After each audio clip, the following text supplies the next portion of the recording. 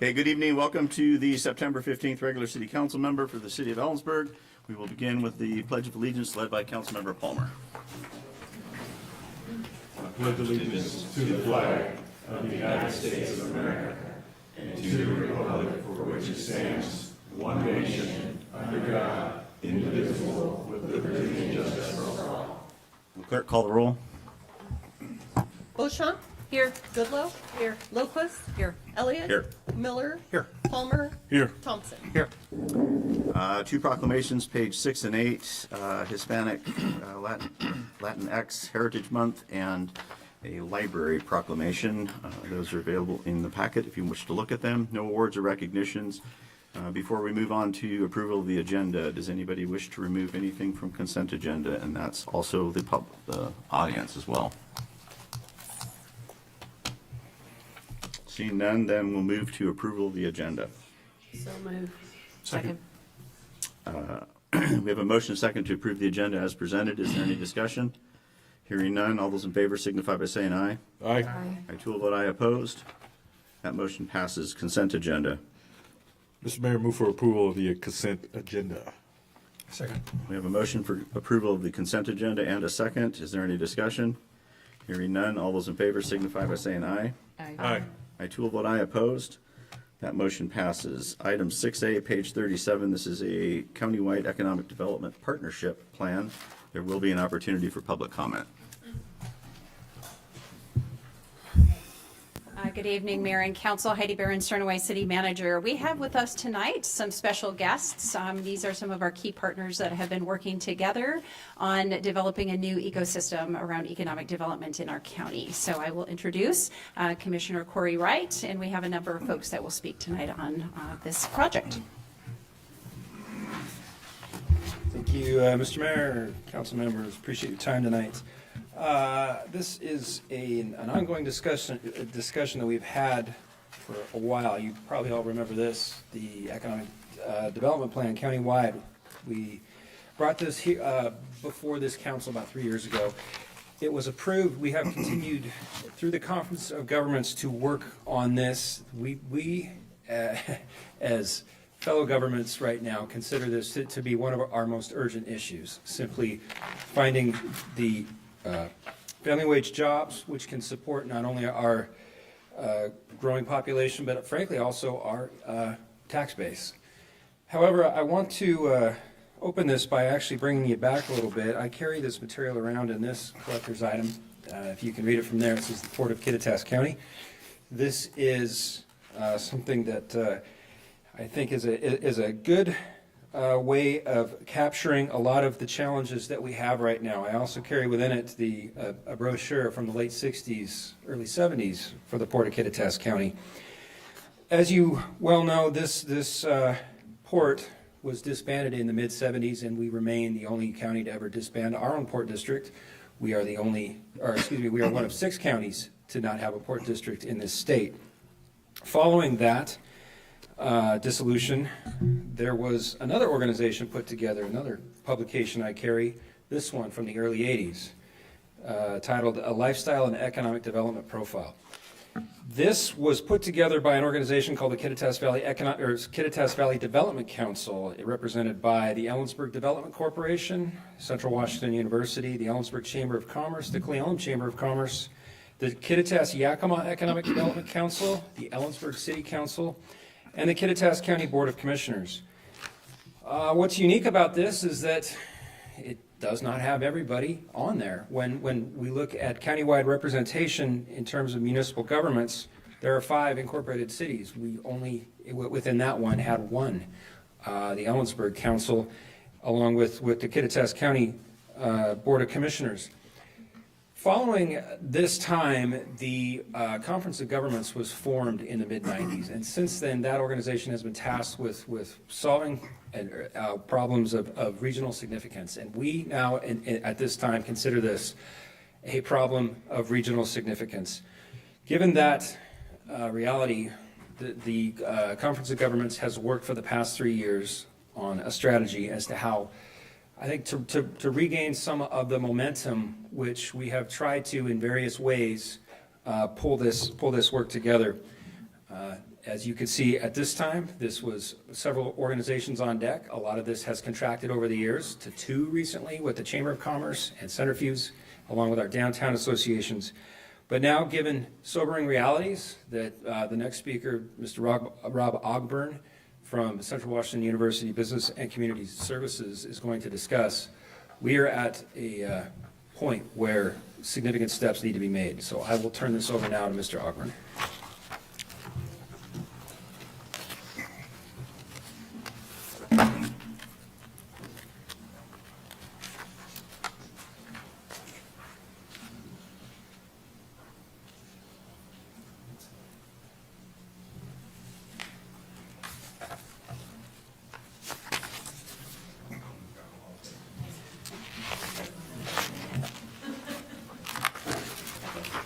Just click this and do the down arrow, and I can hand this back.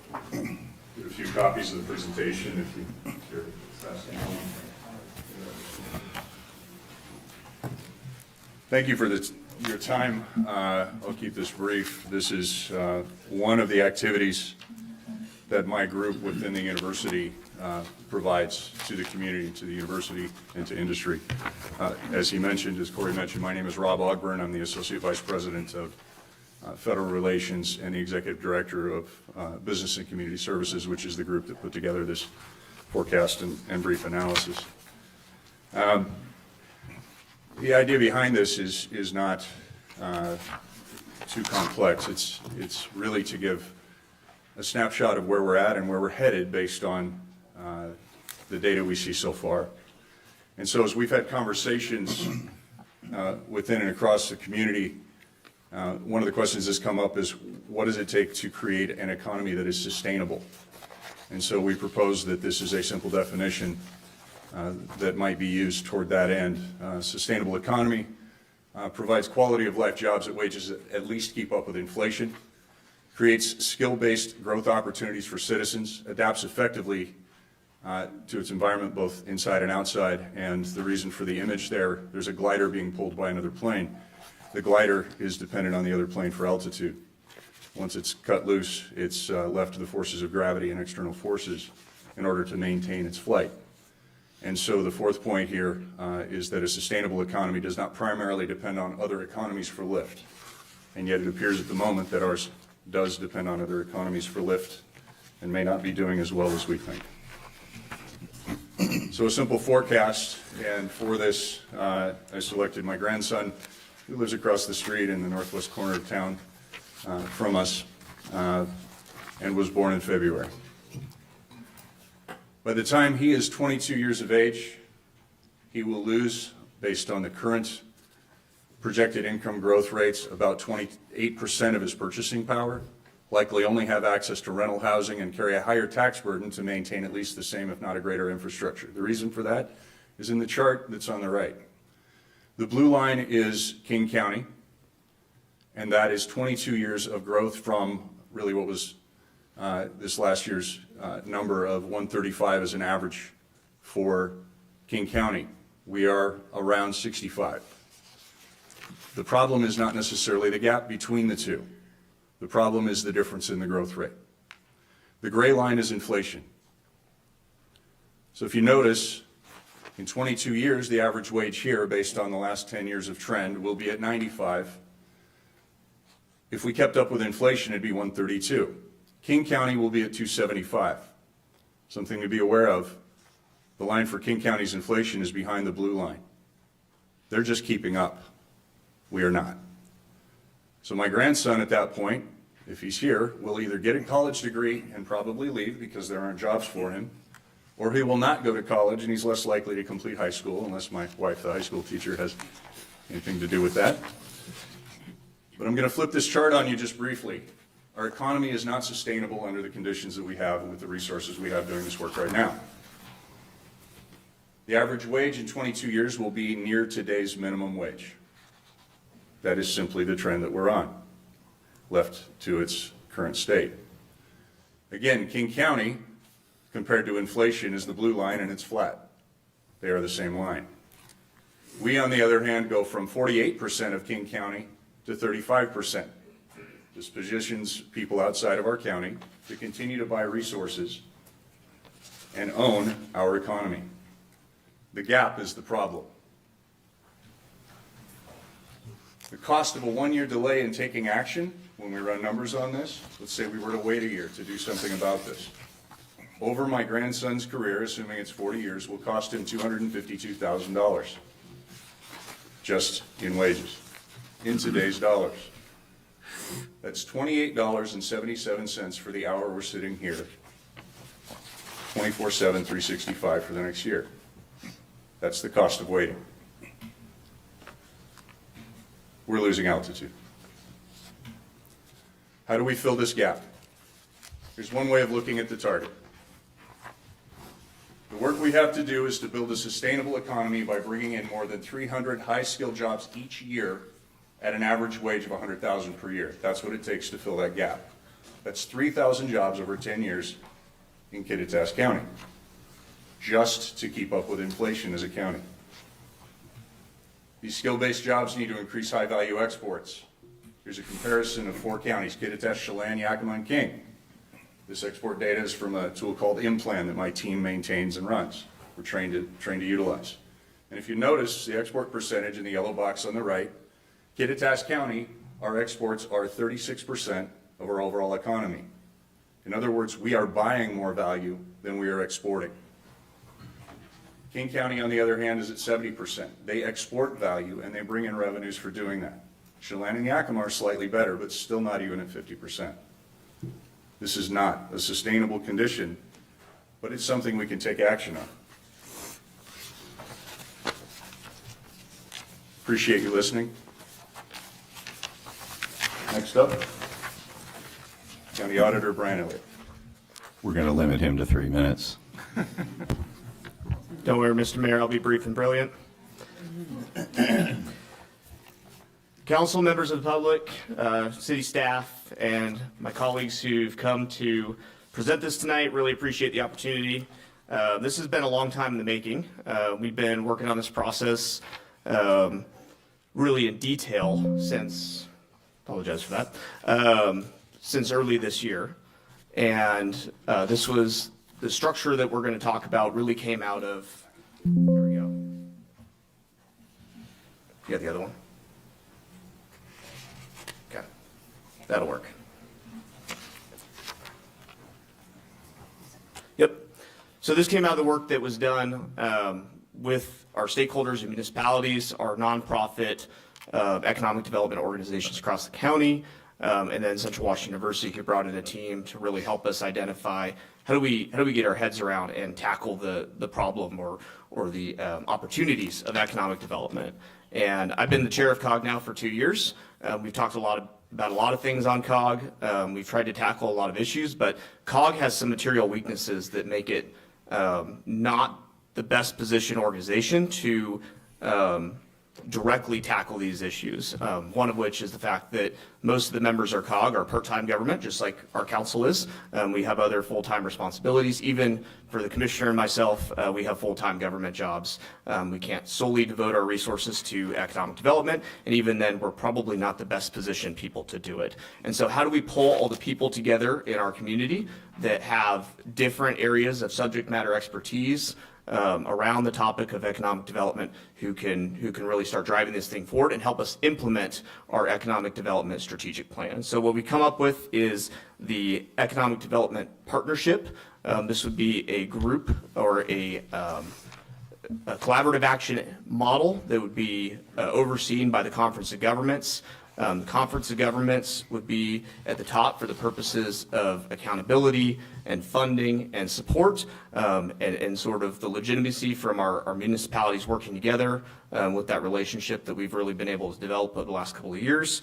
Underneath that, we're going to have an action committee, which is going to be comprised of our economic development doers, the Chamber of Commerce, our downtown associations, and then a representative from each of the municipalities. And the idea behind those people is that these are subject matter experts. We don't want to recreate COG 2.0. We don't want another group of elected officials, right, around a table. We want people who understand economic development and who can start implementing our strategy.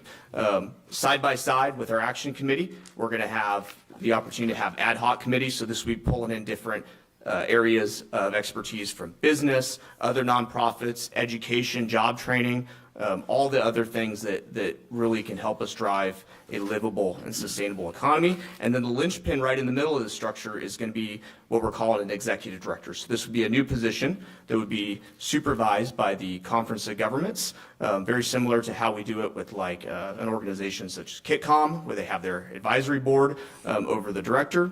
And that person would be responsible for helping to coordinate the activities of our doers, keep everybody accountable, and ultimately be accountable for driving that economic development strategic plan. Okay. I'll be followed by Amy.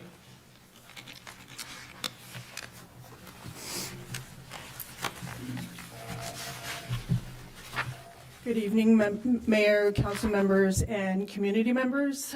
Thank you for the opportunity to speak tonight.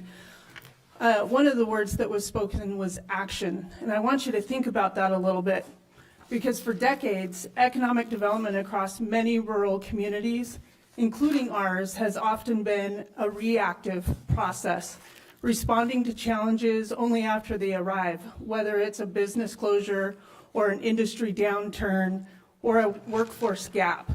Tonight, I'd like to shift the focus to how Kittitas County can work with partners like the City of Ellensburg, the County Commissioners, Central Washington University, to take a more proactive, forward-looking approach. We've all seen what happens when communities only react. It can feel like we're patching holes in the boat instead of charting the course. The Chamber has been at those tables too, helping stabilize situations when businesses needed emergency support or when industries faced sudden change. That work remains important, but I think for tonight, it cannot be the whole story. Today, I'm standing here in front of you as the CEO, President of the Chamber of Commerce, and we are leaning into strategies that build resilience and long-term opportunities. Through partnerships with Central Washington University, our school districts, and career and technical education programs, we are connecting students for careers right here in Kittitas County, ensuring local businesses have talent that they need tomorrow. Programs like Enterprise Challenge or our Catalyst Accelerator in Kittitas give entrepreneurs not only funding, but coaching and a community. We're helping businesses start and exist and grow.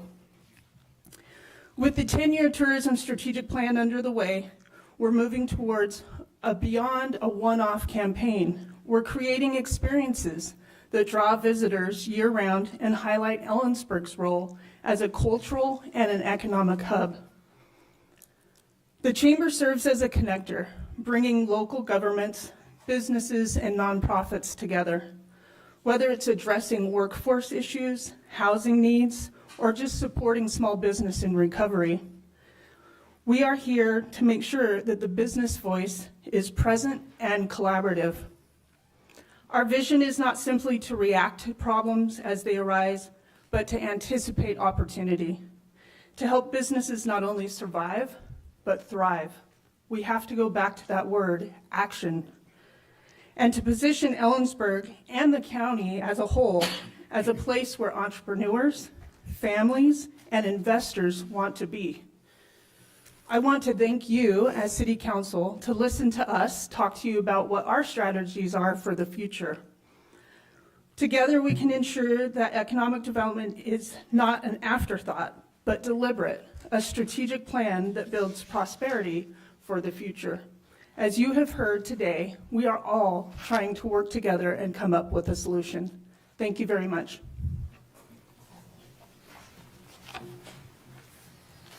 Thank you, Amy.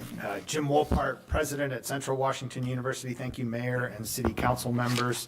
I'm almost the end of the train of speakers for this subject. I will say this has been a unique and creative collaboration across cities, counties, Chamber of Commerce, downtown associations, and Central Washington University. And one of the things we've talked about repeatedly is the quality of life that we have here in Kittitas County. We know the future is coming. We know that the West Side likes to come over here and buy our property and export our resources. The question that we've asked is, how do we protect what we have here that is so special and so unique? And I love what Amy said. I'm always going to speak after Amy. We've been reactive. How do we proactively create our future together is the central question we've been asking. At Central, what we've been going through is an intentional and internal process to align our programs with the needs of the county and the region connected to the Kittitas County Economic Development Plan. As we have been talking with business and industry, and Rob does this with his staff on a regular basis to talk to them about locating here, the question they always ask is, do you have the degrees and credentials that will meet the needs of the business and industry so we can thrive? That's been a hard question to answer. We are now very proactively asking that question internally to make sure that we have that alignment. This partnership is critical to these efforts, and I appreciate your listening, and I think I'm turning it over to Heidi to close. Thank you, President. I tend to be the sweeper in this group, and just wanted to reinforce a few things. And if you notice on the model that you have in your packet today, on the top, we talk about transformative economic development. We're trying to do something different. What we recognized a few years ago, after we had a plan that was very much community informed, we realized we had to work together differently. And that's really what is the basis of the plan. Collaboration, you've heard the word many, many times. We need to work together better. And we've been working on how to do that. Last year, the City Council chose to dissolve the Business Development Authority to create some space. In the last couple of years, we've also brought on new capacity for the City of Ellensburg in the Arts and Economic Development Manager position. And what we're looking for now is sort of that next iteration in a structure to help us work together and to be the glue and for a commitment to continue to do economic development together better. And this doesn't supplant the things that we're doing. Cities do economic development. We provide infrastructure, we provide essential services, and the basis, the zoning and planning for the future and quality of life. We're going to continue to do that. This is about how we work in alignment with others in our community and always think regionally. We know that we live in constrained times, and we also know that we can't do this alone, and we can't continue to try to do that. And so we are better together. What's missing from your packet tonight is an agreement. And so we've been working on sort of the legal terms for a mechanism. It's a memo of understanding and likely an interlocal agreement that will solidify the terms of this. We understand there are a lot of changes to the Conference of Governments and some details to work out with the county commissioners as far as how this structure actually works moving forward. So there's a lot more decisions that we'll have to make. We are going to all of our jurisdictions, and folks are very excited about this next iteration. I know the Conference of Governments has looked at this too. They've been talking for the last 2 or 3 years about how can we step up our game and really become the agency organization that we were developed to be. And so a lot is happening, and our support, your support is very much appreciated in all of this. Ellensburg has been a leader. We're also a supporter, and sometimes we step out of the way to help other folks, and that's what thinking and acting regionally is all about. Just as an example, at your last meeting, we we talked a little bit about Public Facilities District. That is one of the things that's outlined in our Economic Development Strategic Plan, looking for partnerships to fund countywide interests and working together on those types of activities. So again, this is not new. We're doing this. We're going to continue to do this work, and we're looking for a structure to do this differently. So thank you very much. And if you have questions, we have a great team here that can answer those. We're very excited about the next iteration of the evolution of our economic development ecosystem. Council, do you have any questions for the speakers? This is just a general question for audience members that may be interested in ideas that might fit the model of this economic development that we're trying to do. What's the best means of being able to communicate that to this group?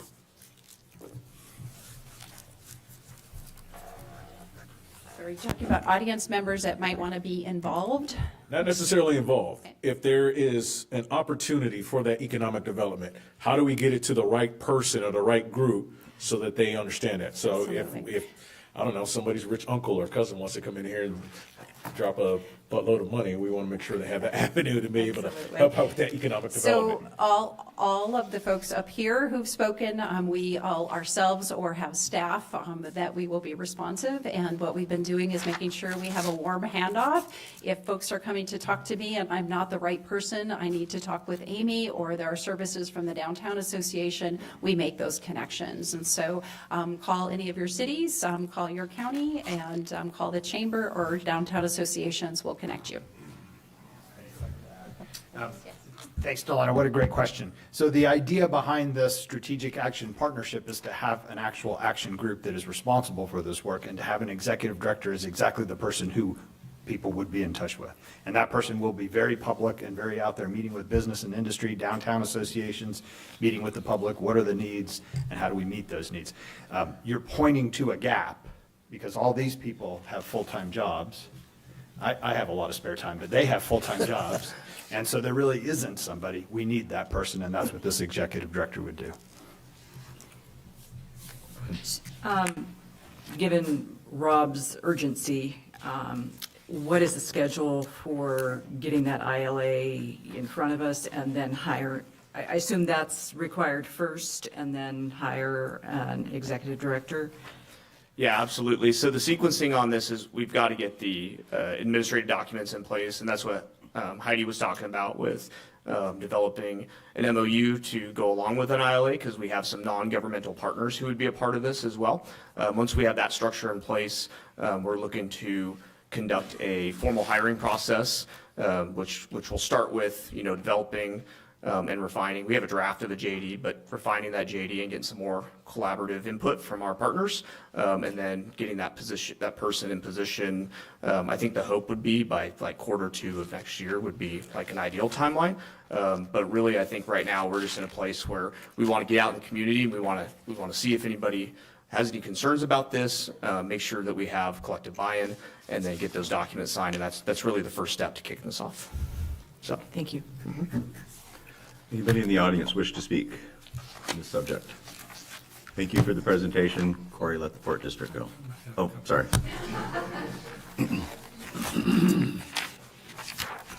Good evening, Mayor and group.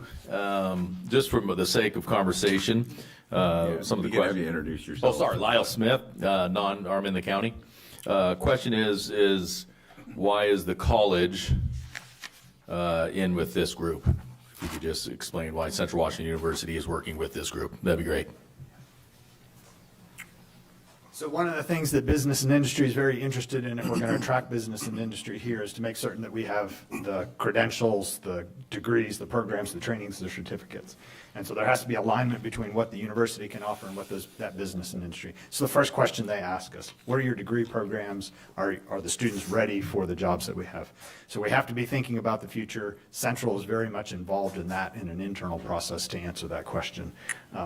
As Business and Community Services goes out and does these surveys, they really are looking at the way in which we should have a better alignment between our degree programs and what business and industry needs. Follow up on that, actually, and that's a great question. From a municipal standpoint, we're blessed to have an Institute of Higher Education here This is a catalyst for investment from the private industry. One of the projects we are working with jointly with the university right now is Old Heat. For those of you who know the old steam plant on University Way, to redevelop that into what's known as a technology transfer center, bringing the research and innovation off the university campus to a place where it can be connected to investors. And we want the businesses, and this has been proven in places like Pullman with Schweitzer Engineering, 6,000 employee company now. When we bring those businesses off of campus and connect them, we want to site those businesses here, not have them flying off to meet investors in Chicago, Houston, LA, what have you. So the university is a key part of this, and I'm pleased that President Wolpart has committed his I can't talk tonight, institution to be a core part of this program.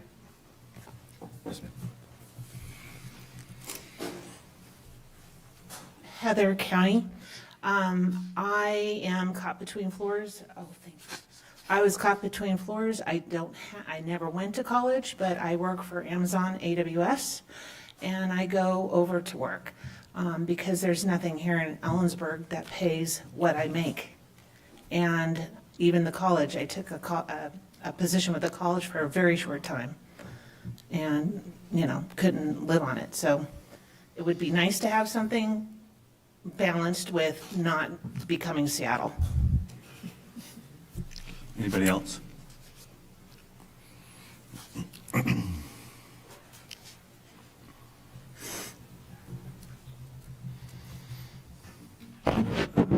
Backkeller City. This isn't glue. This is a mousetrap. The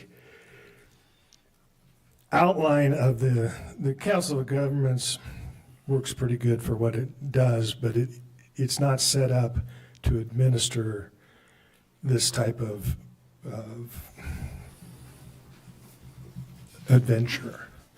A PUD is, a port is, maybe a recreation district, but they have formats through the RCWs that structure these things. It's like the county is into high-speed internet. Why isn't the PUD, which high-speed internet is one of the 4 functions of a PUD, why didn't they jump on that? Because it's a sinkhole. The Council of Governments, currently, they can't even maintain their bylaws. They meet at 5:30, but their bylaws say 6.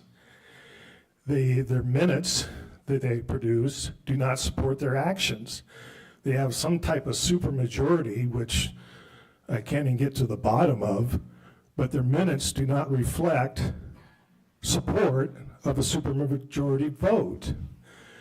This thing that you want to form, this committee, Chairman Elliott has the authority in the bylaws to form that committee now.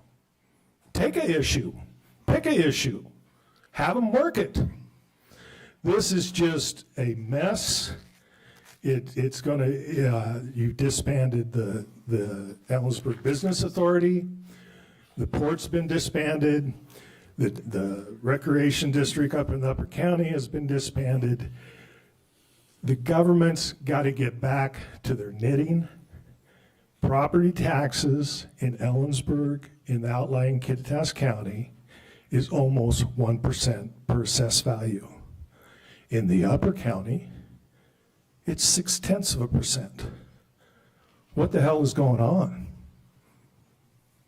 You need to get to the business that you're elected to, and the budget for the, I don't want to run long, but the Kittitas County lost $4 million last year.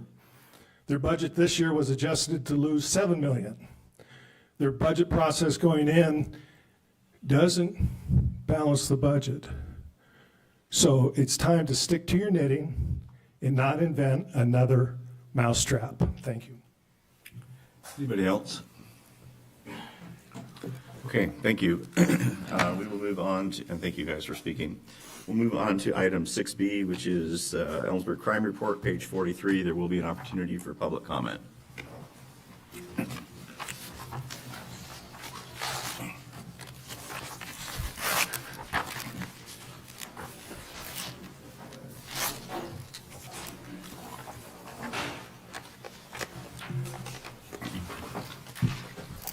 So you have a replacement on the, you have an updated version of this?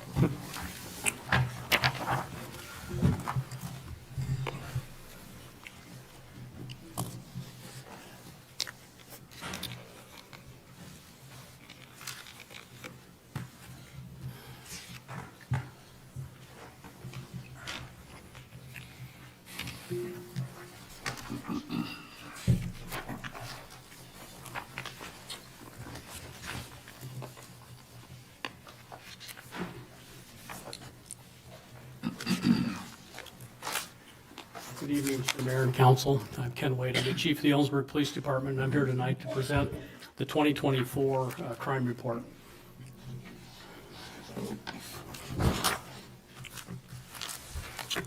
Maybe. There we go. Mission, vision, and value statements. Again, these are part of the Ellensburg's mission statement. It has not changed in approximately 5 years. We take a look at it each year to make sure that we're still in alignment with it. Our strategic goals, again, these four have not changed, but they're also consistent with what we're working towards. And our motto is serving with pride, compassion, and excellence. Tonight, I'm speaking about the 2024 crime report. This report is created and compares statistics for the Ellensburg Police Department. So there's many law enforcement or enforcement agencies within Kittitas County. The information that I speak to in most all of this is going to be specific to what the Ellensburg Police Department and what's happening within the city limits of Ellensburg. We utilize the National Incident-Based Reporting System, or NIBRS, for the data on this report. We utilize it because it has standard definitions that can be that are applied across all other law enforcement entities. The NIBRS data is a snapshot of time that was taken, and it's not a calendar year. This year it was collected in April of 2025, and it covered the previous 12 months. There will be some additional non-NIBRS information contained in the presentation, and those were calendar year 2024. This report details calls and criminal activity, again, within the city limits of Ellensburg. I'll start off with some of the notes from the statewide crime report. This was taken from the July 28th press release by the Washington Association of Sheriffs and Police Chiefs. And in that, it shows that there was a rise in the Ellensburg, or rise in the state population. Number of commissioned officers remains still relatively low, the lowest in the nation. Key crime statistics, murders. The state recorded 312 murders, which was an 18% decrease. That's great to see that. However, it's still higher than the pre-COVID years. Crimes against property, crimes against property decreased by 13%. Crimes against society increased by 31%. Violent crime showed a decrease of 7.5%. All of that is looking very good. The category of crimes against property, the three highest that kind of drive your crime rate in any local jurisdiction is going to be your simple assaults, your thefts, and your property damage or malicious mischief type of calls. And of interest, the juveniles comprised of 5.6% of all of the arrests, which is higher than what we've seen in past years. How that relates to Ellensburg.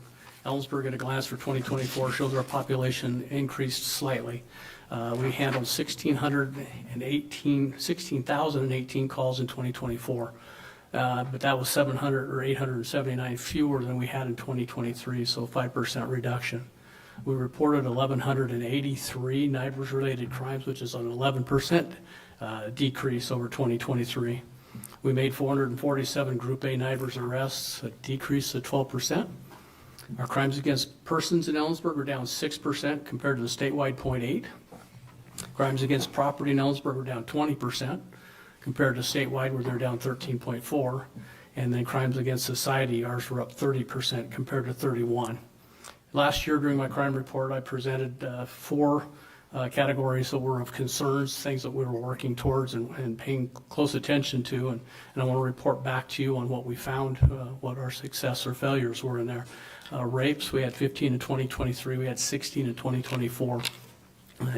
Not a significant increase, but it's still an increase, and even one is too many. Juvenile crime arrests, we had 92 in 2023, but 74 in 2024, which is a 20% reduction, a pretty significant reduction in juvenile crimes. Motor vehicle thefts was the most significant. We went from 48 thefts in 2023 down to 14, 70% reduction. And domestic violence related offenses were 206 in 2023. We reduced those to 176 for a 15% increase. But one of the things we're most proud of is the crime rate decrease to the lowest level that's ever been reported in Ellensburg. Our neighbors' data has showed us 56.4%. It's an 11% decrease compared to 2023. Since implementing our evidence-based policing model in 2022, we have reduced our crime rate in Ellensburg by 28%. This slide is, I've spent a lot of time trying to develop this information. And the purpose behind this is oftentimes people in the community talk about how safe they were 15, 20, 30, 40 years ago in Ellensburg. Well, the FBI did not report a NIBRS-related data back that far. They used what was considered a crime index. And the crime index were the 7 top crimes that most impacted a community. And so in order to do some comparison, and by all means, this is not a scientific comparison, because during the years, some of the definitions may have changed. In 1990, there was an additional crime of arson, and in 2011, when the FBI converted over to NIBRS, they then created 42 categories. But if you just take the crimes that were listed in the crime index, you'll see just how much more safe we are today. In 1980, there's 980 reported crimes compared to our 454. But one of the things that's most impressive about this is this doesn't take population into consideration. So if you take a look at your crime index for like 1990, you're actually looking at a population in Ellensburg around 12,000 people. You know, in 2020, it was up to around 15,000 people. So what this shows is that the numbers, we are much more safe today than we have ever been. So those in the community that remember the good old days, like myself, I think a lot of that is skewed because we didn't have social media. So we didn't know every single thing that happened every single day. But from looking at this, it's quite obvious that we're much safer today than we have been in the past. This is the 2024 NIBRS crime report itself, and this is the 42 different categories within NIBRS. I went back and captured 2020 to 2024, but realistically, I should have just probably captured 22 through 24 because we all know what happened in 2020 and 2021. And during the COVID era, everything was up in turmoil, you know, with the restrictions that were in place, booking restrictions, social distancing and stuff. But if you look at those numbers, you will see even with all of the stuff that was going on, and we are continued to show a decrease in the amount of violent crimes and crimes overall that are occurring in Kittitas County. This shows the population. This is based off of OFM's population estimates, so it may not be the same as the census.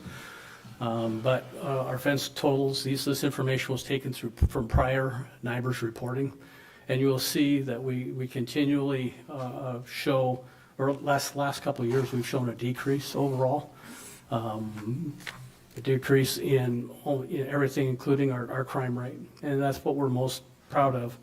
Also take a look at our WASPIC report, our FTEs. Although we're showing 29 officers there, that doesn't account for the fact that we had several out on leave and with the new requirements on training. So, but the officers are doing a great job. They're averaging 41 NIBRS-related offenses each, which is great when you look at 2020 when they were handling 60.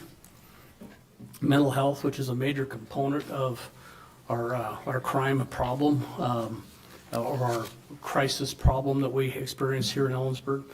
You'll see in the 2024 it continues to grow. So far, I'm happy to report that looks like the peak. We're down about 30% year to date for 2025. So hopefully by next year I'll have a much better picture to paint about the impacts of mental health in our community. You'll see our suicide calls. Although we're seeing more mental health, we're seeing fewer suicidal calls, fewer suicidal attempts, and basically Other than the 2 in 1 year, we're pretty flat at 1. Hate crimes, going back to 2015 for hate crime information, you'll see that we haven't had any hate crimes reported 22, 23, or 24. In the last 10 years, we've had 5 instances where a hate crime was reported. We continue to closely monitor that. There was some changes in legislation this past year to kind of change the definition, so we're really paying close attention to that to see how that might change reported hate crimes. Offenses versus arrests. This is to kind of give a picture of what work is being done in Kittitas County. You'll see across the top in red is Ellensburg Police Department. Total offenses, we had 1,183, which is the lowest in the last 5 years. We are about 60% of all the offenses that have occurred in Kittitas County. And you can see last year we were almost 24 or 64%. Arrests, we were 690. And our percentage of arrests is 69, but the part that I look at is Ellensburg, we had an 11% decrease in offenses compared to 23, but at the meantime, countywide, which includes the other organizations, the other jurisdictions, they saw a 6% reduction in crime. We had a 5% decrease in arrests, and they had a 7% increase in arrests. So our numbers and our arrests are all trending in the direction we want to see. This is our countywide data over the last 12 years, 11 years. And so you can see there's the offenses is kind of a gradual downward trend. If you compress this to 22 and forward, you'll see the earlier model, which shows a much more substantial drop off in offenses and our arrests. You can kind of see the ebb and flow, 2019, 2020, 2021. We were dealing with a lot of the COVID restrictions in 20 and 21, so which kind of prohibited some of our enforcement capabilities. Precision policing, this is what we'd like to attribute a lot of our success to so far. We implemented it in mid-2022, and this method aims to enhance the community's well-being through precise, effective, and efficient law enforcement strategies, focusing on what they're most needed. Some of the key aspects, it's data-driven decision-making, so the one person that might have a large number of complaints, it gives us the ability to go in and take a look and to adequately prioritize what the problem is by making sure that we have all of the different data so we can come up with a more efficient solution. We focus the deterrence, understanding the cause of the crime helps us, the department, to better focus on prevention strategies. If we can change the environment, that will help change the criminal behavior. We focused on community involvement through our annual community survey, social media, conversations and presentations, and we're learning what concerns our community. And we're bringing in new technologies, integrating it into our process, into our decision making. And this is a key element because we have mountains and mountains and mountains of information, but that does no good if you can't sort through the stuff and find the key and trends and that. So that's is very important. Benefits to the community, increased safety. By concentrating our resources where they're most needed, we aim to reduce the crime rates and enhance public safety. And in a nutshell, if we know we have 10 people that are causing a large majority of our problems, if we focus our efforts on those 10 people, then crime overall should drop. It's also same thing with locations. So this isn't new, but with the analysis and the evidence-based, it makes us much more precise and much more accurate. Efficient use of resources. We want to ensure that taxpayer funds are used effectively, promoting fiscal responsibility, enhanced trust through continuous community police partnerships, fostering a safer, more informed and cohesive community environment, and programs, development of programs to address crime and victimization from all angles. We want to utilize our training, our partnerships, and look for non-enforcement compliance, prevention in other words. But we all know that prevention doesn't always solve all of it, so we have to be prepared to take enforcement too. Precision policing represents the community safety, trust, and collaboration. Now, this slide on the left, it talks about some of our crime prevention projects that we have, evidence-based projects. And you'll see the top one is the Handle with Care, which is reflected in the dashboard on the right. We have juvenile education presentations we do around the community and around the county. Those are gang violence, internet safety, and bullying prevention. We're looking to expand beyond just those three. We have a graffiti tracking and abatement program and a gang enforcement program. We're working closely or collaboratively with their school districts, with juvenile probation, with other law enforcement partners, support organizations to protect our youth. And then I put a note in the 2024 crime report. The state recognized that kids ages 13 and 14 accounted for 30% of all juvenile crime in the state of Washington, which is a very significant amount for such a young age. So that is Morgan Middle School. That is not Ellensburg High School. So we are making some adjustments in our school resource officers' role and some of the responsibilities and training that are going to be provided to him, and in the data collection that we will take a look at to see how we can mitigate those concerns. And part of the way we're mitigating it, on the right you'll see our juvenile handle with care program. This is a snapshot. This was as of July 2nd. You can see that we've had 286 kids. These are kids under the age of 18 that have experienced an adverse child exposure event that police came in contact. Some of the numbers I saw recently dwarfs this 286 individual children. You'll see that the top contacts we're running into, these are domestic situations, welfare checks, child assaults, harassments, and suicidal subjects. And this information is primarily 2025, so this is looking where we're at today and where we're going to go in the future.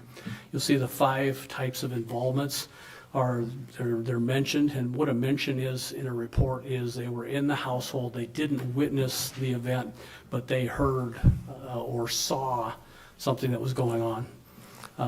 They were arrested, they were victims, they were a suspect, or they witnessed it. What I found interesting was you look at the count by age, and here when you get to 13 and 14, 14 is the second highest number. So again, what we're seeing in Ellensburg is consistent with what they're seeing across the state.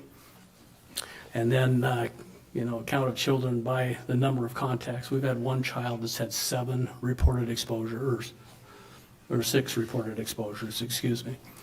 Are trying to focus on getting all of them the assistance that they need in cooperation with Central Washington University's behavioral crisis group up there with Michelle and her organization. We're able to make referrals, and we're getting feedback that it's helping. 2025, we've received a lot of requests for training, which primarily we're looking at the violence mitigation, and we're providing this information to the schools. We're still working on the supporting agencies. We have provided all except for 2 of the referrals, and I know the Sheriff's Department plans on migrating over to this, as does Cle Elum and Kittitas. Our high-density residential call project, we partnered with the local apartment management company. We met with residents to develop a survey. We chose one of the largest apartment complexes in Ellensburg. They're a very diverse group that live there. We met with representatives from some of the counties, the city's more successful apartment management companies. And by success, we're measuring fewer calls, not profitability. We met with them. We also interviewed the past president of the rental association, so we better understood the business model, the business need behind the apartments. We recognized that if we didn't have something that was going to work for the financial side of it, we would have less buy-in. And what we did is we created a surveyed the participants or the residents that live there.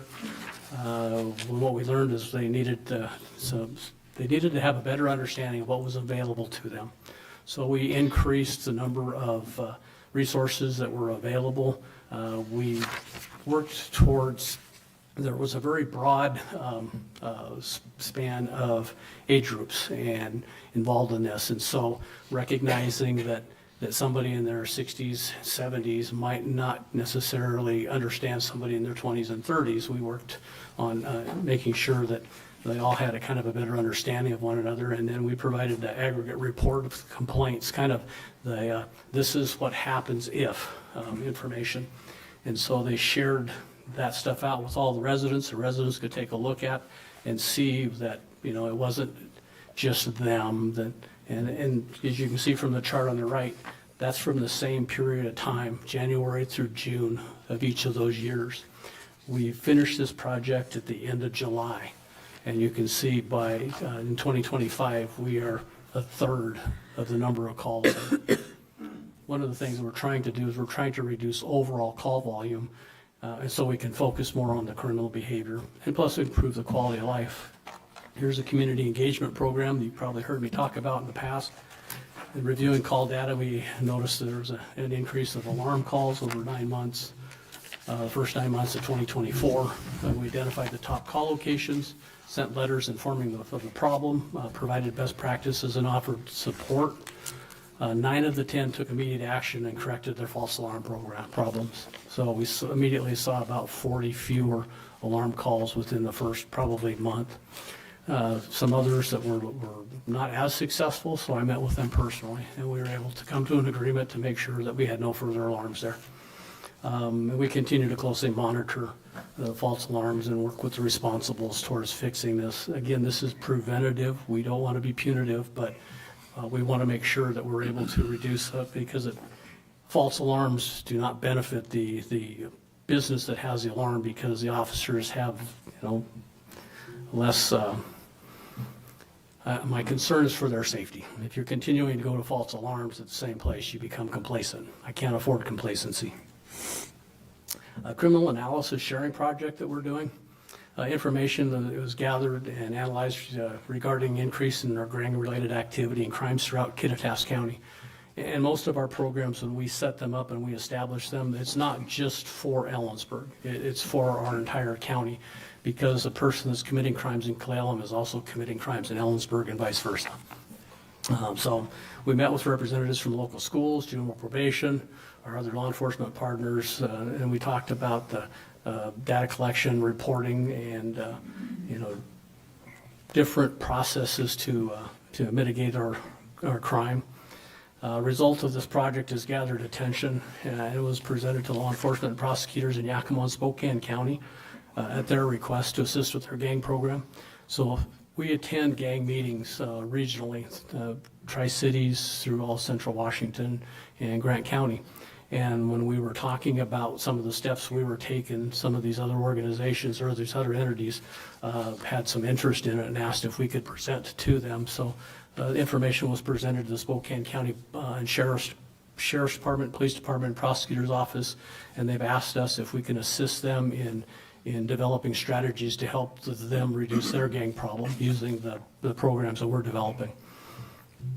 Information is utilized during our community meetings and trainings. So not only are we just gathering this information for the criminal aspect of it, but we're using it to educate our community. And we continue to develop both the deterrent and enforcement responses. You know, the city's doing a wonderful job. The Parks Department, the utilities with their, you know, the graffiti mitigation, and getting that stuff. And we're working in partnership with the Rotary and some other entities now towards reducing the graffiti throughout Ellensburg. Calls and crime are looked at daily by me, and this is one of the tools that I use. This is a Power BI dashboard that I use, and this is focused just on 2024 right now. But every day we're taking a look at where our calls are coming from and what crimes we are responding to see how we can impact those. We want to catch them when they're small problems before they grow.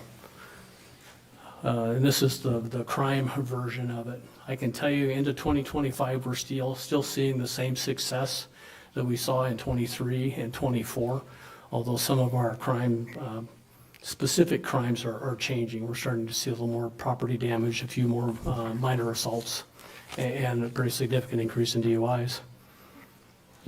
We recognize that the business and educational partners in our community joined this effort to make our residents safer. We could identify 2 businesses that have taken pretty substantial steps to safeguard from theft, which has had a huge increase or decrease in our crime problems. And what you will see is if there's a location where crime occurs, it has a tendency to bring other crimes that may not be related to it along with them. And so by being able to influence those locations, it's really helping us out. And we'll continue to in our crime prevention programs and while holding offenders accountable. We're not bashful about throwing people in jail, but we want to make sure those are the people that belong in jail. Do you have any questions for me?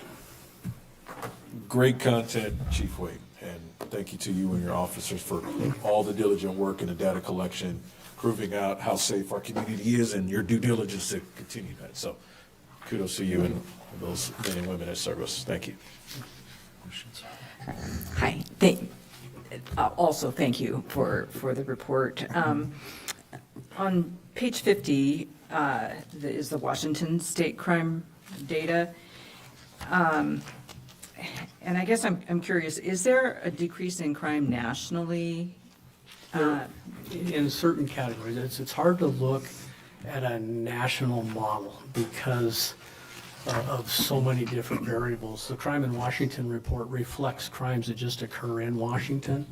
But yeah, so we're seeing crime decrease across the entire state as a whole, but not jurisdiction by jurisdiction. Okay. So is the decrease something that Ellensburg is doing right or just a societal trend? Well, it would be hard to, since I can't put an exact reason behind the individual crime, but what I can tell you is that the decreases we are seeing here in Ellensburg are not consistent with the decreases that other jurisdictions are experiencing. When we look at the statewide numbers, they're dropping by 0.8%, we're dropping by 8%. So we're seeing that decrease, but on greater magnitude. Okay. I mean, I think you're doing a great job, but. Well, and it's something that we're constantly looking at, because if we're all caught up in the same downward trend, then I may not be doing this appropriately. I need to be ahead of that. And so I appreciate the question. That's something that we're constantly looking at. And then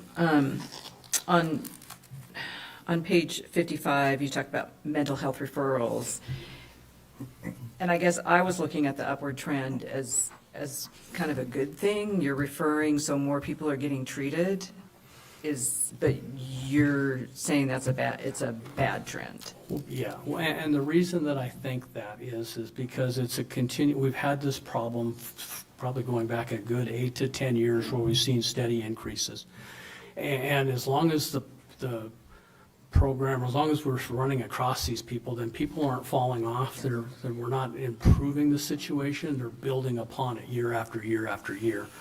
And so we can't say and again, these are not unique individuals when you're looking at those numbers. Those are the number of calls. So for me, I think that as long as we're seeing this continual increase, it means that we're not meeting the needs in the mental health world to help cause that number to decline. And I guess I would just add that a lot of those contacts are a crisis contact. They're not, it's gotten to the point where law enforcement, EMS has gotten involved. So it's a different kind of referral than somebody seeking out or having access to services. Okay. Yeah, we deal with people in crisis. Anybody else? Anybody in the audience?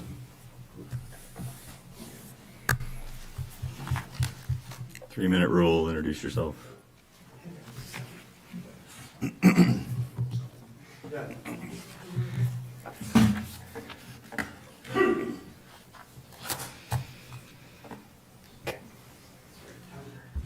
Good evening. My name is Raleigh. I live in the county. I can ask a question, right? Is that true? Possibly. Okay. I'm very thankful for you guys, for the law enforcement and keeping our town and county safe. In order to, we don't really want to have them, responding to these extreme situations. I noticed that you mentioned the 30% of crime, juvenile crime, was 13 to 14 years old. That's pretty young. And when I was 13 and 14 years old, I was still under my home. And so as somebody who's going to be a parent someday soon, I want to know what we can do better in our homes from your perspective, so that our kids don't have to be responded to by law enforcement, that we can bring them up better, and so that you guys don't have to be doing that work for parents and responding in a very large capacity. So that's my question. With your permission, Mr. Mayor, I'll answer the question. Yes. A great question, and I appreciate you asking that. But I will temper it with each child, each family is unique in its own environment. But it's important to have, it's important to want to be a parent and to develop the skills that you need to grow and nurture a child. And with that growth comes the ability for them to make mistakes and be guided by the family, whether it be the mother, father, or guardian for that. What we've done in the police department, this is a very important project that we're working on right now. And so we're working closely with other partners in the mental health. We're working with partners in the school districts, coming up with some counseling services. Not every parent, the saying it goes is that you parent as you are parented. And so unless you were raised in a manner that is very nurturing and very positive, then you may not have the skills. And so we're trying to provide avenues, and we're working with the DCYF, we're working with the school district, we're working with District 105, which is school district out of Yakima, to come up with the classes that will help first-time parents and those people that are going to be new parents, and also for those individuals that may be caught in a cycle of despair. So we're trying to create these programs to come in and support families when they need that support. And even to the fact that it's so important that you use the appropriate child restraints and those types of things. And so we've created programs, and we've got grants to even help with making sure that your children are in the right car seat and that it's fastened correctly. We work with the health network and with the hospital and Central Washington University to develop these types of strategies to where we can help our community. But I'm clearly not capable of providing the best, most eloquent answer to your great question. But I would certainly be one that if you have any need or any concerns, please reach out to me, because I have the resources that we can find out what the best answer for you would be. So. Thank you. Anybody else in the audience? Chief, thank you for your presentation. I will just give a little bit of contrast. I wish we were that good with the fire department. We occasionally got it right, but you guys are doing the right thing. So thank you. Move on to item 7, which is public comment on non-agenda items. So again, speakers' comments limited to 3 minutes, total time 30 minutes, extended by a vote of the city council. Don't identify yourself as a candidate for elective public office or discuss, or any statements which discuss the campaign or ballot measure. Non-agenda items only address council on matters identified in the registration form, must concern city business, and over which this council has control and recognized to speak.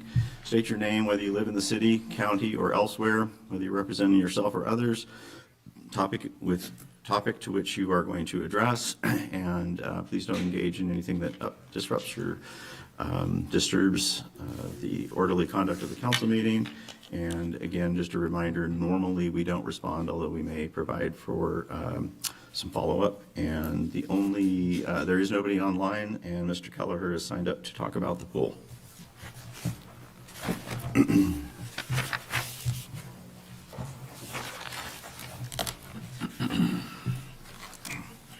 Thank you, Mr. Mayor. Pat Kelleher City.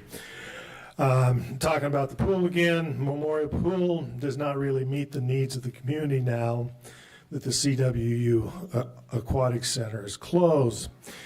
It's not large enough to hold swim competitions. A lot of swimmers are crowded. The locker rooms are not flexible.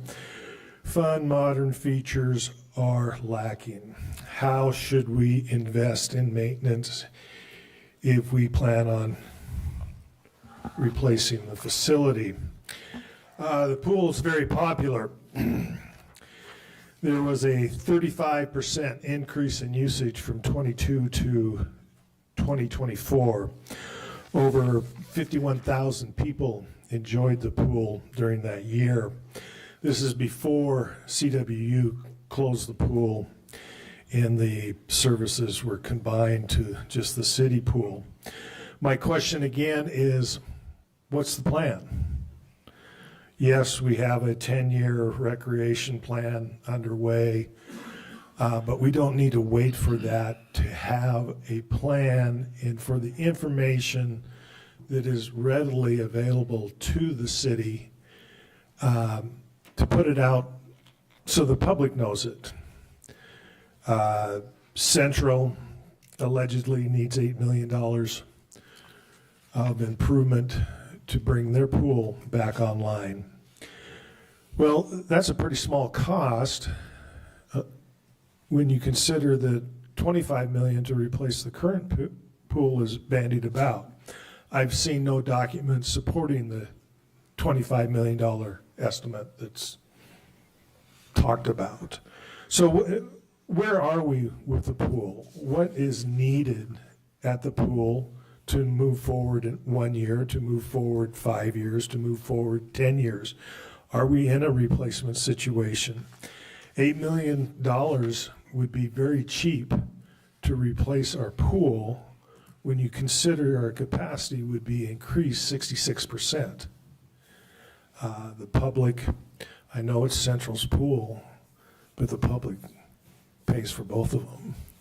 So I think a plan should be out there, common information that's known to certain parties should be disseminated. So when people talk about it, they're not speculating, they're talking about the facts involved. Thank you. Thank you. Is there anybody else? Okay, we will move on to item 9A, page 69 in the agenda packet. This is second reading and a potential adoption of ordinance 4971, which would amend city code regarding accessory dwelling units, street improvements, impact fees, and there will be an opportunity for public comment. Good evening, Mayor and Council. Lily Fry, Housing Program Manager. Before you tonight is the second reading of ordinance 4971, which contains two final pieces of our compliance with House Bill 1337 on accessory dwelling units. These are, first, the exemption of curb, gutter, and sidewalk or frontage improvement requirements for ADU building permits, which is specifically required by this legislation and its enacting code. And second, an added note in Title 14 for traffic impact fees that ADUs will be charged at 50% of a single-family residence. The city is required to make these changes by the end of 2026. This ordinance would bring us into compliance before the deadline, and there are no changes to this ordinance since the first reading on September 2nd. Staff recommends conducting second reading of ordinance 4971 and amending city code regarding accessory dwelling units, street improvements, and impact fees. I'd be happy to answer any questions. Council, questions of staff? Hearing none, is there anybody in the audience that wishes to speak? Anybody online? Council. Mr. Mayor, I move to conduct second reading and adoption of ordinance 4971, amending city code regarding accessory dwelling units, street improvements, and impact fees. Second. Motion second for second reading adoption of ordinance 4971, which is the ADU street improvements and impact fees. Is there any discussion? Hearing none, will the clerk call the roll? Beauchamp? Yes. Goodloe? Here. Lopez? Sorry. It's been a while. I knew what you meant. Lopez? Yes. Miller? Aye. Palmer? Yes. Thompson? Yes. Elliott? Yes. An ordinance of the City Council of the City of Ellensburg, Washington relating to accessory dwelling units, ADUs, and street improvements and impact fees to amend sections 4.6.60 and 14.4.170 of the Ellensburg City Code.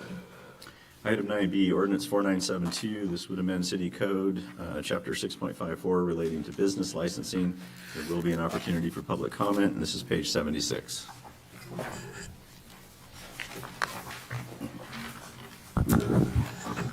City Council, I'm Beth Leader, City Clerk.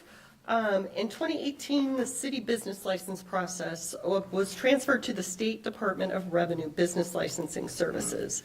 At that time, the minimum revenue for non-resident licenses was $2,000. It is now being updated to $4,000, which will begin January 1st of 2026. Staff felt it would be a good opportunity to update other sections of that chapter in the code. So those changes are as follows. In the section 6.54.120, I had initially changed that item A to 1 to 5 employees, but we changed that back to 0. Business licensing services does not recognize a city business having 0 employees. There's at least 1, but we'll just leave that for 0 to 5 employees. We also changed the reference to solicitor licenses. I know that there was a question regarding whether to keep solicitor licenses. I had spoke with the records clerks at the police department. They currently, in the last 5 years, they've issued 7 solicitor licenses. We had discussed that within staff, and since I issue other permits and licenses like contractor parking, downtown parking, I would be willing to take that on, to take it, from the police department and issue those. I would rather have solicitor licenses do a regular city business license or a non-resident license. We can still have them fill out the paperwork. There's a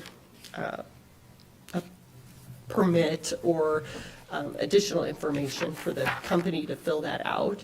I'd be happy to do that, and then I can forward it to EPD so that they are aware of, if they get calls, then a solicitor, they'll have that information.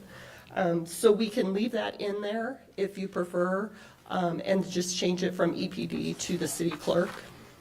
I'd be happy to do that.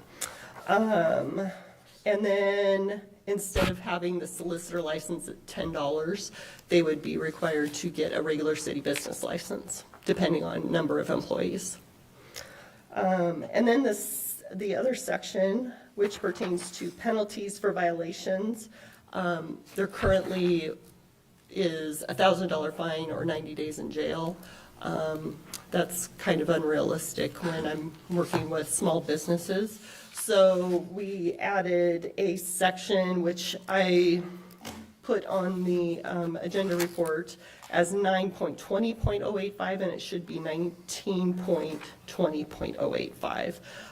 That gives a little bit of leverage of a delinquency fee, which is a little bit more realistic. So I would like to change that as well. Changes to the revised sections would take effect at the same time of the transient business or the non-resident business, which is January 1st of 2026. So if you have any other questions, I'd be happy to answer those. Council questions? I asked the solicitor question. I think it's a different kind of business if people are coming to your door, and I think that having the police know that there's people out there going door to door and that they're legitimate or not legitimate is important. No, I totally understand that. Yeah. People's perception of I've received safety. calls on people that, that they ask if they have a business license, or I'm, I don't always know, but. I don't care if it's a regular business license or something special. But I would like that loop in that they tell the police, and that maybe, So you're going to make an amendment? she said she was gonna. We can kinda take care of it do that. administratively. For second reading, because that, I took that out completely. What we can So it wouldn't do- be a solicitor license, so. It wouldn't be a can solicitor license, so we could stay remove out. item H as, the $10 per $10 So fee. Right. we're getting a Yes. little bit ahead of ourselves because we're giving direction to staff. So let's do the questions now, get public input, and Yeah. then we will collectively give her direction. Okay, I'll move first. No movement, Oh, questions only. questions only. Okay, I guess I'm. Yeah. Yeah, it's less of a question then. Okay. Yeah, the business licensing the state business licensing services, they don't offer the option for a solicitor license. So if I were to take that, in the office, then it would be just like the parking permits, the contractor parking permits that I take. Temporary business licenses are $25. I take those in the office. So it would be just the same. It could be just the same as that. No problem. Any other questions of staff? Anybody in the audience? Online? Oh, there you go. Same speaking rules, 3 minutes. Introduce yourself, please. I'm just going to ask a question. My name's Rosie Hale. I live in the county. And does this business license pertain to farmers? No. Okay, thank you. For the record, the answer was no. Okay, council. So I'll move first reading of ordinance 4972. Second. We have a motion second to conduct first reading of ordinance 4972, which amends city code relating to business licenses. Discussion. Now you're up. Okay, so I guess I think it's great to just have a business license or a temporary business license, that's fine. I want some administrative process that's in addition, so that, and I don't think it has to be any specific rules about going door to door, but maybe it could be, carry identification, or so that people who answer the door know that you are legitimately part of I suppose you could. So procedurally, are you asking something to be written into the ordinance? No, I think that That it we can can be handle done it administratively. administratively. And so I'm just requesting that be done administratively. That's Okay. fine. Any further comments? Hearing none, all those in favor signify by saying aye. Aye. I too will vote aye. Opposed? Seems like a conflict of interest for you to read your own ordinance, No. but it passes. With pleasure. Okay. An ordinance of the City Council of the City of Ellensburg, Washington, relating to Chapter 6.54 Business and Occupation Tax and amending Sections 6.54.120, 6.54.200, 6.54.260, and 6.54.720 of the Ellensburg City Code. Item 10A, page 83, this is a request for qualifications, RFQ for the developer of Ellensburg Fieldhouse. There will be an opportunity for public comment. All right, thank you, Mayor and Council. Heidi Barron-Sternaway, City Manager. You have before you a draft request for proposals for a developer for the Ellensburg Fieldhouse. At your first meeting in July, we did a fairly extensive discussion and ran through a process about the history of how we came to this place. And council approved a conceptual plan to move forward with a public-private partnership, a project essentially for the Fieldhouse facility as allowed by RCW. And just a little history lesson about how we got here. Folks likely remember on December 2nd, 2022, we lost the Racket Center.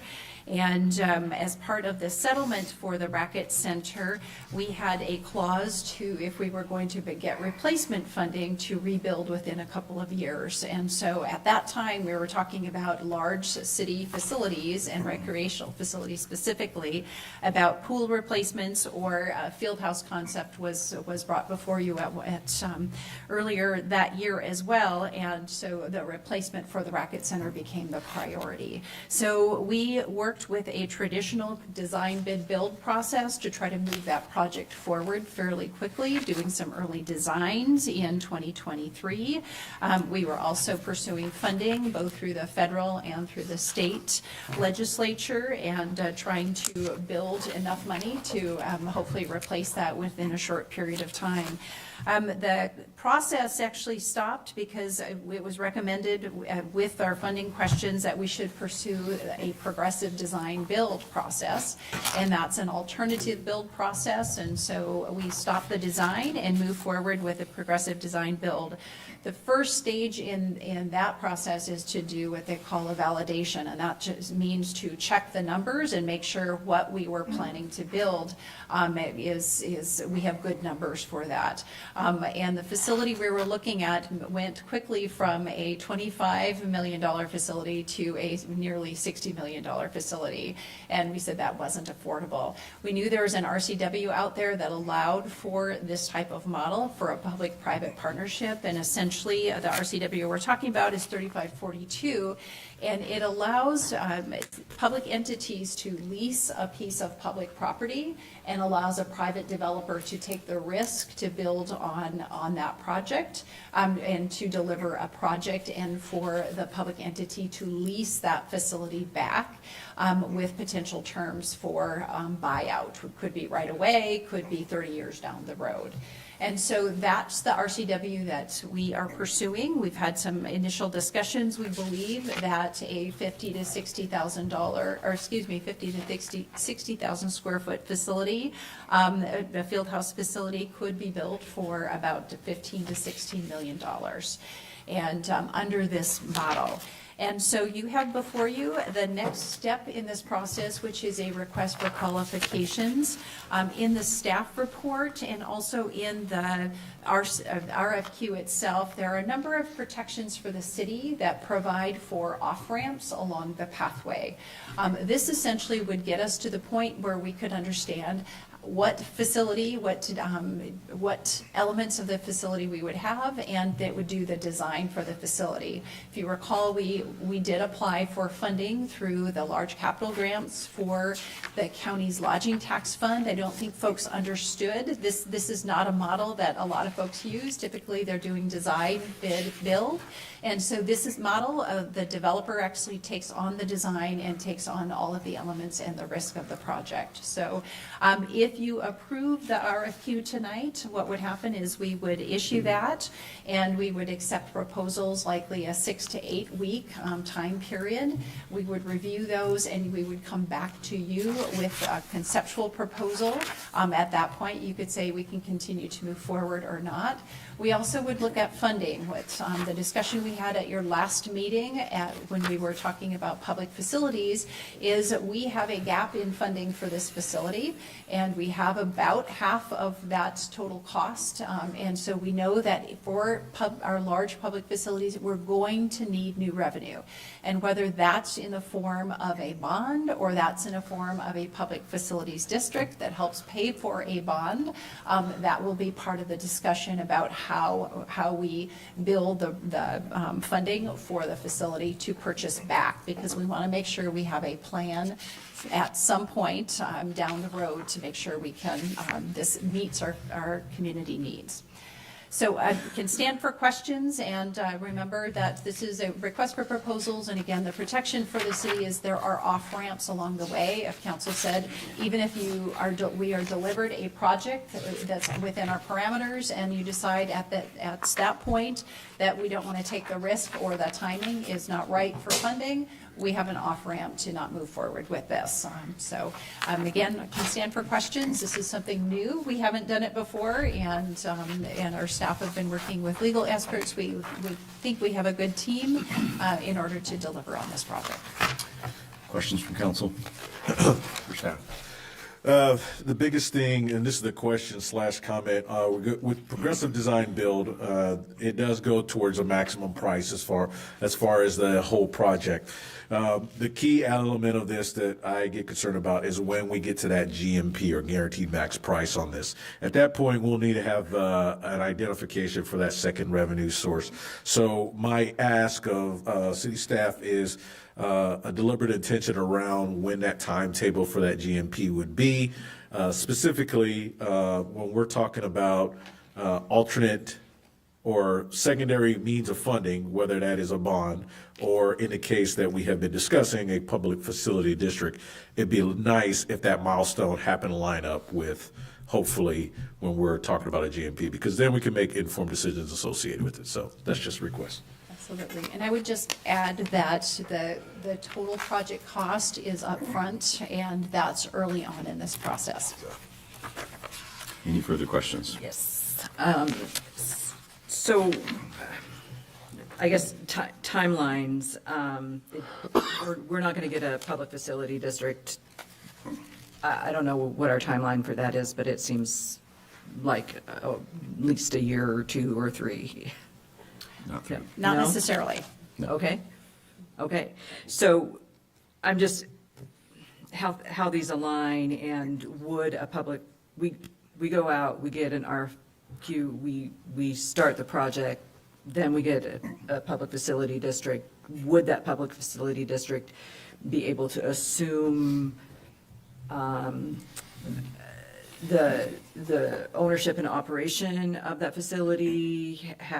How does that work?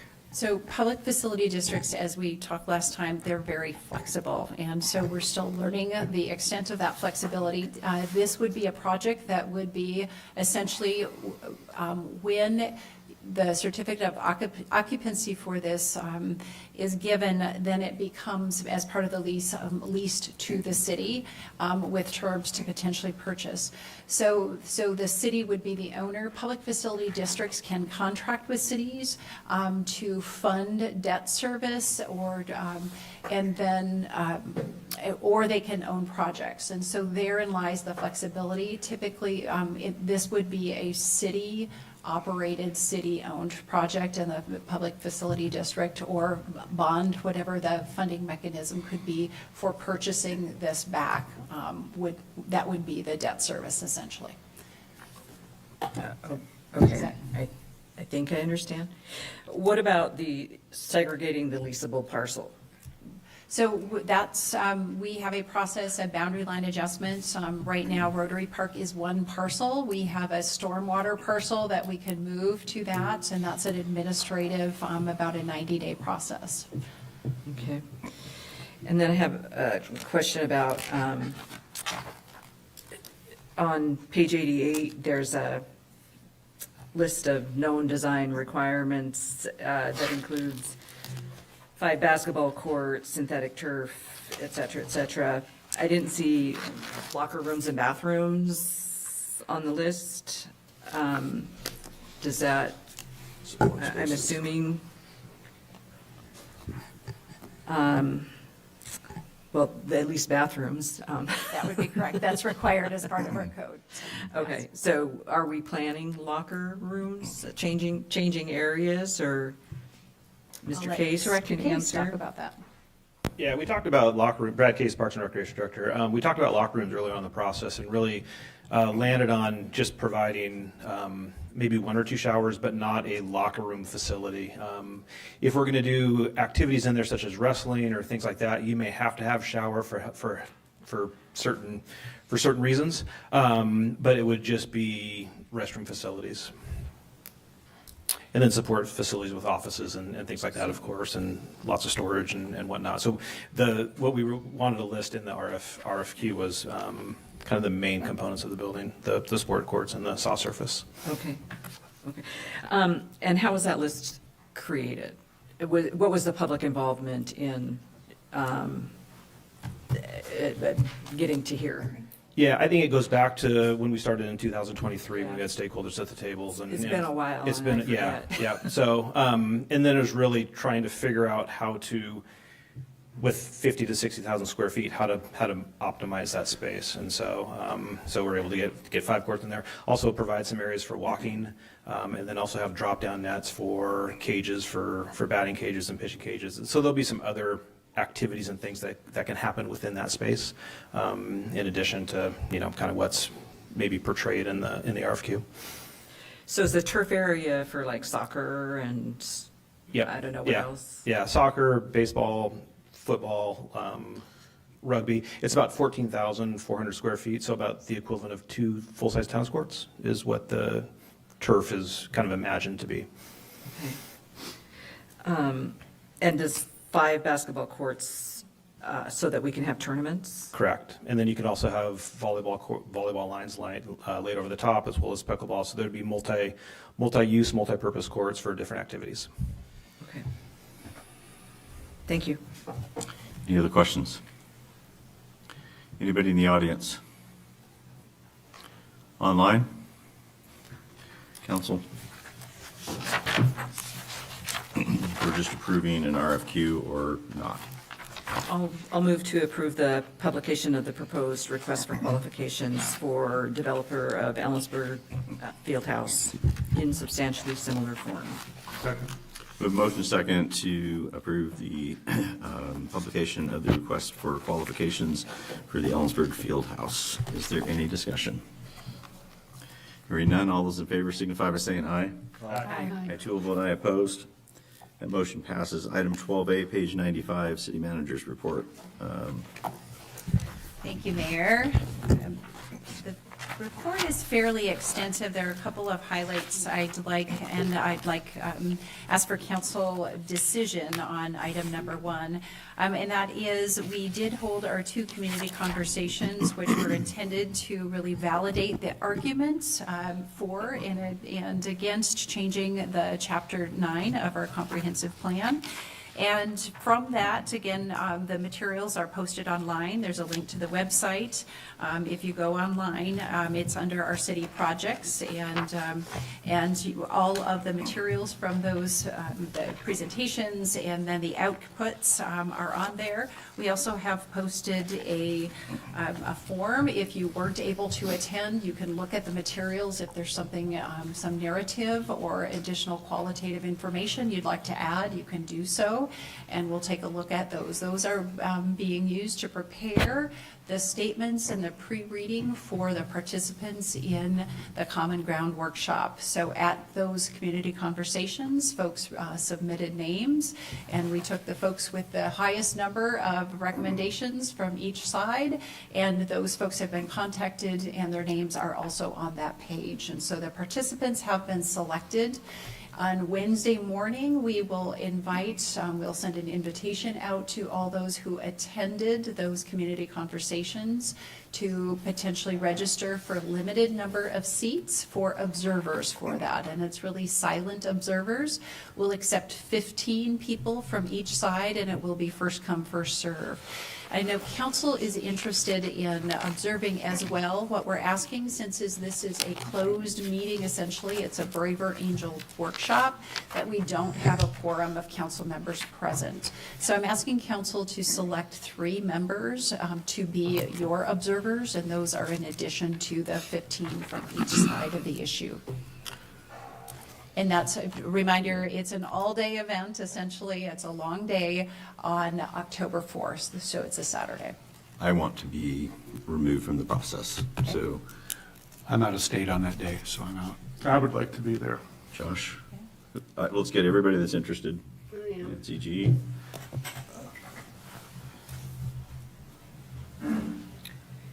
I have a coffee with council. I'm in a coffee. Yeah, I think you and I are both on that Yes. one. Yeah. So that is the same day, and if there's a need to rearrange that, reschedule that, we can do that. So you Is have there a 2. problem with 2? Not at all. Nancy Goodlow and Josh. Okay, make that simple. Thank you. And reminder, there is Coffee with Council. We do have a couple of ribbon cuttings coming up, and there are also a couple of surveys, the transit survey, we're updating our strategic plan. The Parks and Recreation survey is also open. I will just mention, we've had over 1,000 responses. I think a little over 700 complete responses, and so that's a great number. That will be open through, I think, late September, so feel free. Waste Management is having their fall cleanup days in early October as well, and you'll be receiving a card in the mail if you're a Waste Management customer, and that's good for one free load to the dump, and so to the transfer station in Ellensburg. And two open houses. One, you have a flyer in your packet, a reminder that this Wednesday, September 17th, is a comprehensive plan open house. It's a kickoff, lots of activities. We'll talk about all kinds of options and for the future of Ellensburg. That's at Hull Homes from 4 to 7 p.m. And then the following week on the 23rd, we have a clean energy implementation plan. This is a requirement for CETA, and remember, that's our electric, and it's about decarbonizing our electric service over the next couple decades. And so again, it's in your packet, and I think that's all I have for your update tonight. Thank you. Questions to the city manager? Hearing none, we'll start with Delano. Let's see here.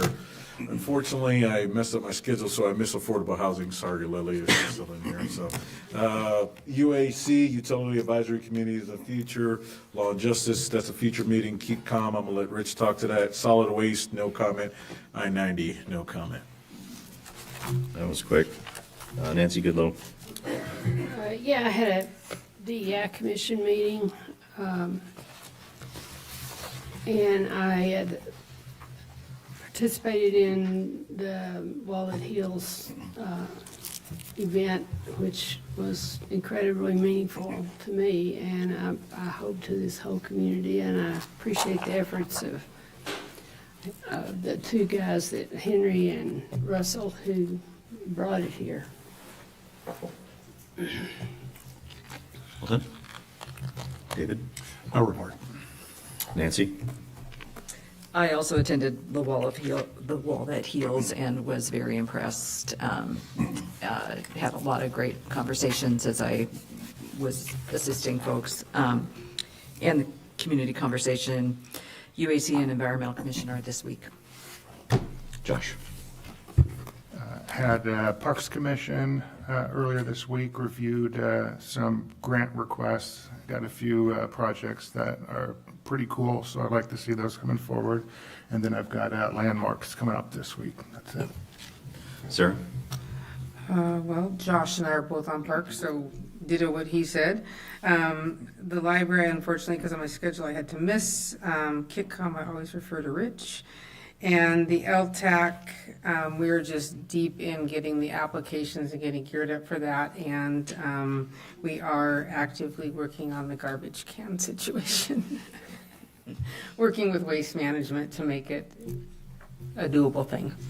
That's all I got. So I got a bunch. Mayor's lunch, so in Cle Elum, so you can guess what at least one of the topics was.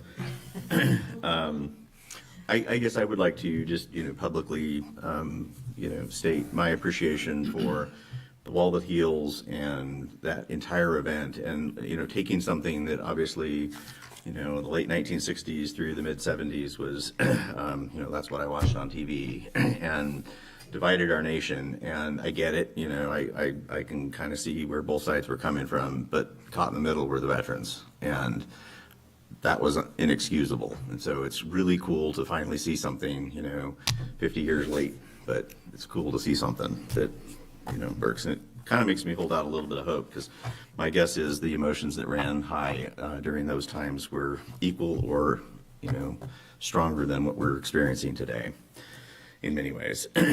So that was cool. KitCom settled the labor contract, and we're just taking advantage of some existing technology to try to make some marginal improvements while we continue to stabilize staffing, and that's headed in the right direction. But if anybody fails to get up out of their seat really quickly, then you're going to get a dispatcher application. So just saying. Developmental Disabilities Advisory Committee, the conversation from the city's perspective centered around the transportation system. They're trying to align that for people who rely on that system, which makes complete sense. And the ADU thing, and I gave them some kind of hope that we were moving pretty aggressively on some things. Met a couple times in the Public Facilities District. Yeah, that looks like a process that's probably going to move sooner rather than later. Ultimately, I mean, forming it's fairly easy. Funding it is a whole different subject. Right. And so that's the slow part, but forming it's potentially, a very simple process and could happen in a very reasonably short order before the end of the year. Okay, but it can't do anything until it's funded, right? Yes. So that's the next step. We're going to go meet with Enumclaw tomorrow to, apparently we're the two unicorns in the state, and talk about utilities for cities. I will do the ribbon cutting at Addison on Friday. You're going to take care of the levee project for me in November? Some ribbon cutting? I think so, yes, I think so. I'm going to be in Hawaii, so that's going to work out for me. November's a long ways away. But that's when it is. Yes. So, other than that, we are adjourned.